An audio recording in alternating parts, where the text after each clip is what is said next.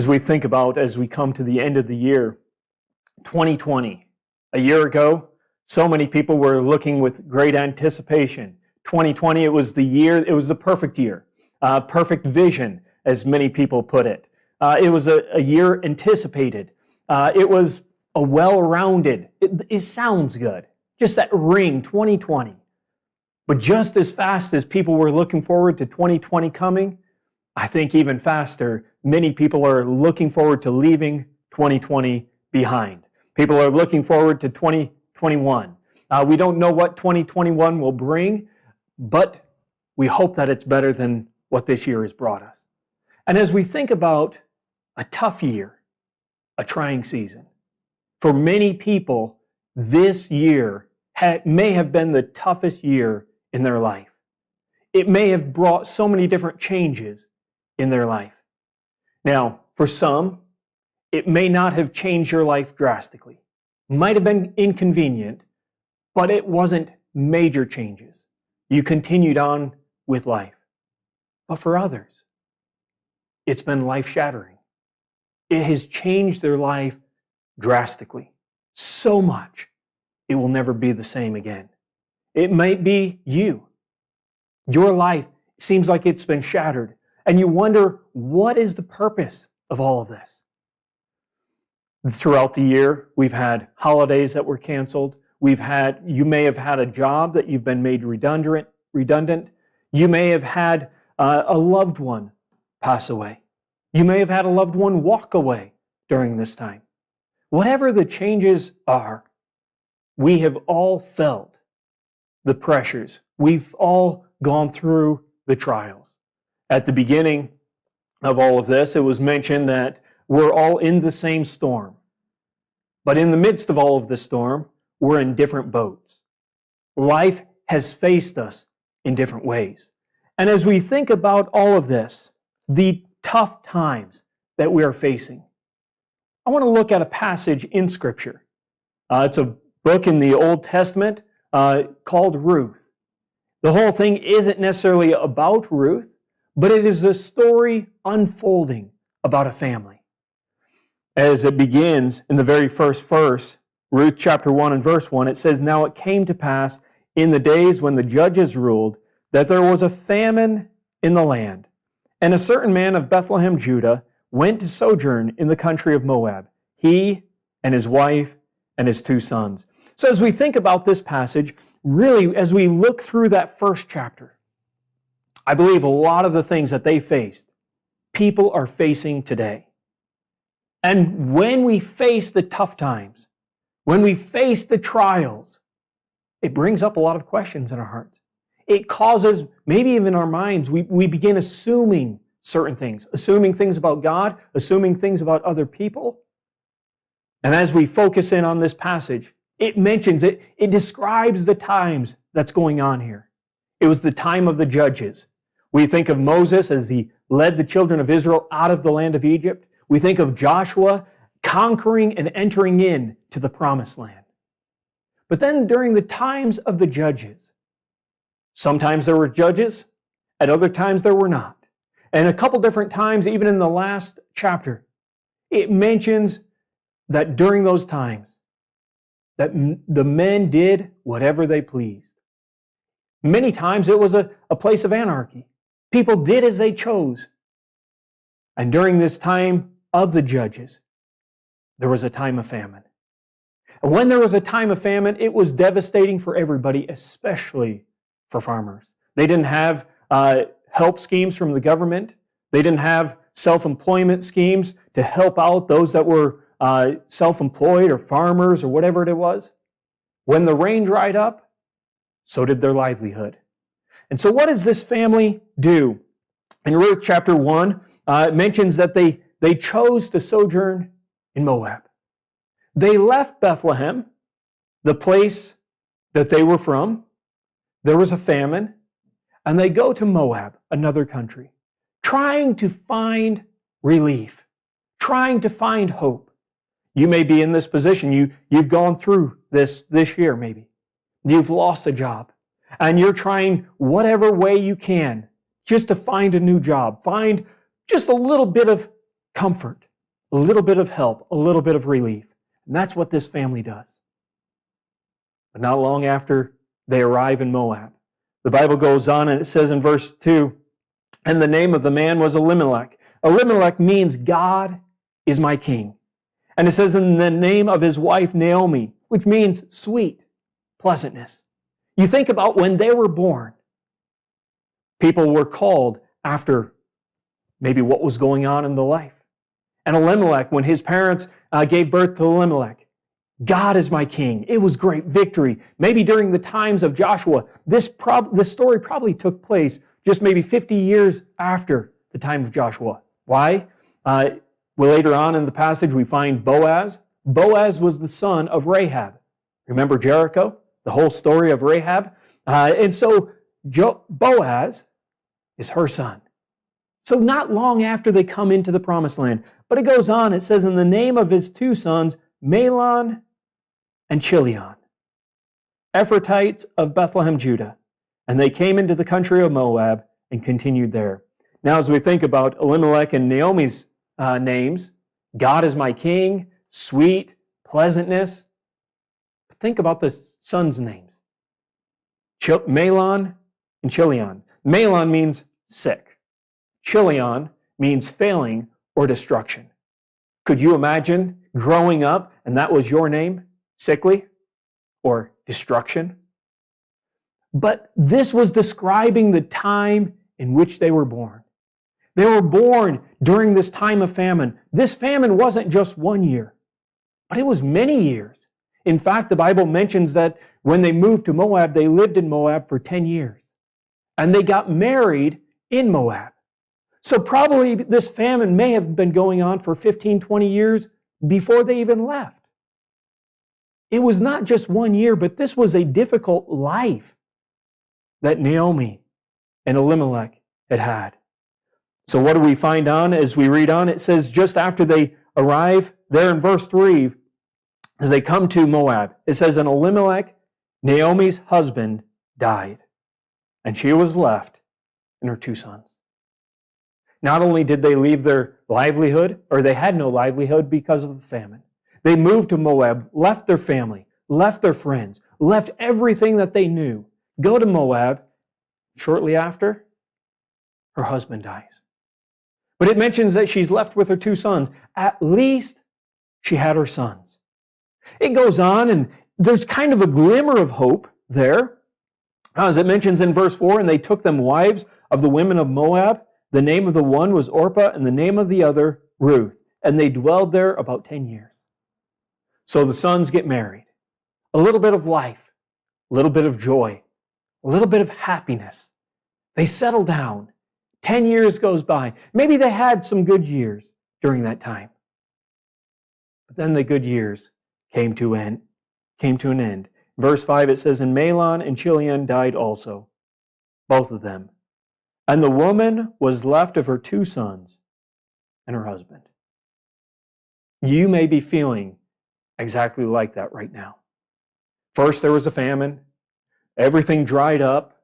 Life changed. Your job stopped. It seemed like the world came to a stop. You tried to find relief. But then the next thing you know, a loved one passes away. But at least you have other loved ones. But then soon, they're gone. Imagine what Naomi is feeling. And as the passage goes on, in verse 6, it mentions, then she arose with her daughters-in-law that she might return from the country of Moab. For she had heard in the country of Moab how that the Lord had visited his people in giving them bread. So here, 10 years has passed. Basically, her family is gone. She's left in a foreign country, no income, no hope in one sense. But she hears back in Bethlehem, there's bread once again. In one sense, she tried to leave Bethlehem to try to find hope, to try to find income, but now she's lost everything. But back in her homeland, they're being blessed. They tried to leave their troubles behind, but it seems like the troubles have come with them. Have you ever felt that way? It seems like You try to leave the troubles behind, but wherever you go, it seems to catch up. It seems to follow you. That is how Naomi felt. And so she's ready to leave Moab, go back to Bethlehem. Her two daughter-in-laws are going with her. But she turns around and tells them, don't follow me. You stay here and may the Lord Jehovah deal kindly with you. In one sense, it's almost as though she's telling her daughter-in-laws, hey, don't follow me because the Lord has not dealt kindly with me. If you stick around with me, life is not going to be easy. You stay here and maybe God will show you kindness here. Maybe God will show you rest because God hasn't showed me very much rest. And as we continue on in this passage, we come to the end of the chapter in verse 19. Well, just before verse 19, Ruth, she says, no, I'm not leaving you. She says, wherever you go, I'm going. Your land will be my land. Your God will be my God. Your people will be my people. I am going with you, even till death. So in verse 19, it says, so they two went until they came to Bethlehem. And it came to pass, when they were come to Bethlehem, that all the city was moved about them. And they said, is this Naomi? And she said unto them, call me not Naomi, call me Mara, for the Almighty hath dealt very bitterly with me. She comes back after 10 years of being away. And everybody sees her and they say, is this Naomi? Is this the Naomi that we once knew? Maybe they had many different questions. Why is she all alone? What's going on? Maybe her countenance changed so much. Remember Naomi, as she even mentioned, don't call me Naomi anymore. Pleasantness, sweetness, just that joy about her. She didn't seem to have much joy anymore. Instead, she says, call me Mara. Bitterness. Maybe her whole countenance changed. She was no longer that joyful person, but now she's bitter. What is bitterness? We looked at this a couple months ago. Bitterness is you owe me. You have taken something from me. And she says, the Lord has dealt very bitterly towards me. He has taken things from me. Even in her heart, she was bitter. Now, she did not lose faith in God. She still believed in the Lord. Many times in this passage, she calls him Jehovah. Many times she calls him the Almighty. She did not lose faith in the power of God. But what she struggled with was she felt the power of God was not for her, but against her. As you read on through that passage, she says, I went out full, and the Lord hath brought me home again empty. She says, Jehovah has brought me back empty. It goes on. It says there, and when ye call me Naomi, seeing the Lord hath testified against me, and the Almighty hath afflicted me. She says, the Almighty, the Lord has testified against me. He's spoken against me. He's judged me. He's tried me. In verse 22, it says, so Naomi returned, and Ruth the Moabitess, her daughter-in-law with her, which returned out of the country of Moab, and they came to Bethlehem in the beginning of barley harvest. That might be you this morning. You look back on this year. Maybe it wasn't just this year. Maybe it's the last several years. Maybe you would look at it and say, you know what, this describes my life. It seems that the last many years, every time there was a glimpse of hope, it came crashing down. Every time that it seemed like something was starting to go well, all of a sudden, it stopped. Maybe this would describe your life. And if you were talking to Naomi, what would you say? If you meet somebody and they're going through such a trying time right now, what would you say? We're all going through a trying time. It has been a tough year. It has been a trying season. But one thing as we come to the end of this chapter, we would have to remind Naomi, this is only chapter 1. There are 3 more chapters to follow. And as she looks at it, she says, God has emptied me. God has taken things from me. But what she doesn't realize is what the future will hold, how God is going to fill her up with something even better. As Naomi looks at her life, she says, this is all punishment from God. You may have felt that way. You have had certain things happen in life and you just feel, am I being punished? You look around and here she left Bethlehem to go to Moab. Life just went from bad to worse. Now she hears back news from Bethlehem and everything is going well for them. So maybe it was just God was out to get me. Seems like everything else around, everybody else's life is going well. While my health is failing, everybody else is having good health or they're having a quick recovery. While I'm losing my job, it seems like everybody else's, their job is going really well. While I'm losing my loved ones and family, other people, their family is growing. And so this is what is going on in Naomi's life. But we're going to skip ahead onto the last chapter. I encourage you, over maybe today or over the next few days, read chapter 2, chapter 3, chapter 4. You see as Ruth, she meets Boaz. He is a kinsman redeemer. He is a relative of Elimelech. And in the end, he marries Ruth to continue on the line.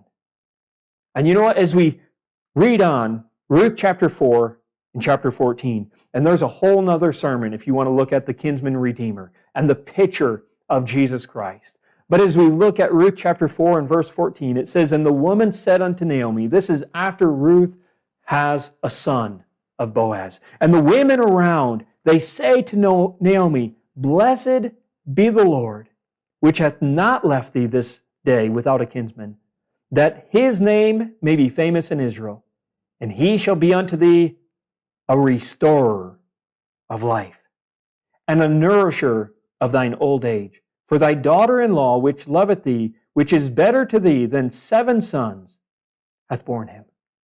So the years had passed from the time they had come back to Bethlehem. Ruth, she gets married to Boaz. She has a son. And the women say, look what God has done. This baby, this child is a restorer of life. It's a restorer of hope. Goes on and it mentioned about Ruth. She says, Ruth, who has loved you these years. She has been better than 7 sons. 7 is that perfection, that number of perfection. The sons, a parent, they wanted a son. A son was the one who would carry on the line of the family. But here they say, Ruth is better than the perfection of sons. She has brought forth this child. Well, it goes on and it tells you the story a little bit. It goes on, it says in verse 16, and Naomi took the child and laid it in her bosom and became nurse unto it. And the woman, her neighbors, gave it a name, saying, this is a son born to Naomi. And they called his name Obed. But he goes on, it says, he is the father of Jesse, the father of David. What we see in this passage, first we see the life of Naomi, her immediate family, but what we see is this was not God's punishment to Naomi. Instead, this was God's plan for something far greater. Many times we look at certain things that are impacting our life and we wonder, why is this happening to me? But stop for a moment. Maybe God is doing something in your life or in my life that is far bigger than our life. You know, it's been said that a meaningful life is finding meaning outside of our life. And Naomi's life, maybe God was bringing her out of the land into Moab She lost everything, but yet she gained a daughter-in-law, Ruth. And as she went back to her home, Bethlehem, we're familiar with the story of Bethlehem. That name rings a bell, especially over the season that we have just had. But it mentions Obed. He has Jesse. Jesse has a son named David. We're familiar with David. He is the second king of Israel, probably the greatest king Israel ever had. But of the line of David, you could read Matthew chapter 1, and you find the lineage all the way from before Ruth through Boaz. The child of Ruth was then Obed, Jesse, then David, and then it goes on to the time that Jesus was born. God was working in Naomi's life, and it was far bigger than what she could have ever imagined. As we go through this trying season, this trying time, it's been a tough year. It's been a trying season. But we have no idea what is going on in our life and why God is doing this. It's not a problem for people to trust in the almighty power of God. We desire, we want to, we believe in the power of God. Most Christians, we don't question the power of God. But do you know what we struggle with? The wisdom of God. And we don't quite understand the infinite wisdom of God. When we think about the power of God, we think God is working for me. He's working with me. And when we think about the power of God, well, that's going to make my life better. But the wisdom of God, He understands everything in our life, in the lives of those around us, in the life for all of eternity. God's plan is so big. And when He's taking us through these trials, He's using us in the midst of a greater plan for eternity. The plan of Naomi, it was part of bringing Ruth the Moabitess into the family of Jesus. She was an outcast. She was from another country. There was a lot of racism in that country, in that time. But yet God chose to bring Ruth from Moab into Bethlehem through Naomi's troubles so that Ruth could become a part of the lineage of Jesus. God may be having trials in your life, troubles, difficulties. It may be for the purpose of bringing somebody else into the family of Jesus.